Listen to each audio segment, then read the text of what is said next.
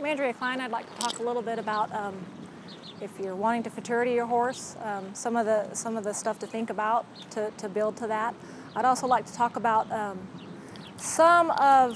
I know everyone has different styles and how they train horses, and I just like to put it out there to think about. I'm not trying to change you or change the way you do things, but when I first started training horses, I did, and I've changed, I've evolved. I think I always want to learn, but I used to go up and stop my horse at a barrel and back up, and I think that there's a place for that depending on the horse, but it seems like this industry is really starting to change in the breeding of the horses.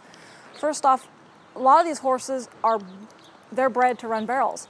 So I have found over the years and through my own program that stopping at the barrels is no longer really necessary.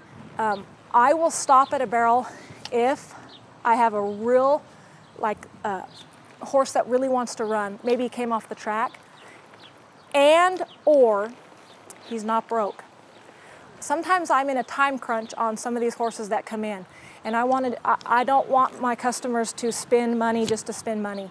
So I know that I'm on a time crunch. So if I have a horse that comes to me straight off the track that isn't broke the way I want it to, again, I'm going to go back, I'm going to teach it a lot of that stuff. But sometimes I have people come in, they say, I want to know what we got in 30 days. So, okay. So I don't do this anymore, by the way, so don't come to me and say you want a 30-day wonder, because I don't do it anymore. I've learned. But in the 2 weeks, I'll try to put a little bit of fundamental, get them broke at the pole. And then the next 2 weeks, I'm going to go to the barrels, and I would go up and I would stop at the barrel and back them up. However, there's a correct way to do that.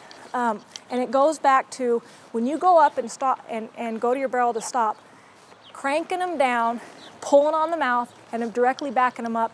I'm telling you, it's hard on them. It's hard on them. You're going to end up injecting them, you're going to have to go to the vet because they're going to get sore. You can do that by sitting down first, stop, back up, okay? And again, I will really only do that on horses that just all they want to do is run. They come off the track and they were taught to run, and they don't have that fundamental. And I'll do that. But my goal is not to do that. My goal is to have them travel collected and me be able to control that speed by leaning forward, sitting down, and having them come back. And some horses, they just don't have that personality. And I've had a few come in where that doesn't work on them in the beginning. So for 30 days, I'm having to stop them at the barrel.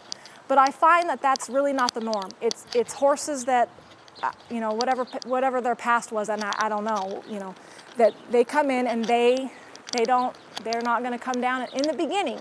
I always get them to. They always will cut if you spend enough time with them.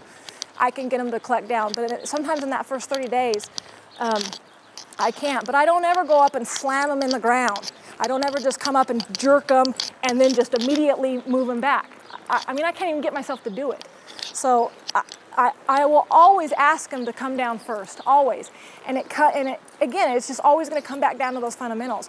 I'm going to lean forward, and then I'm going to sit back, and then I'm going to get in the mouth and ask them to come back. But I'm always going to ask them first.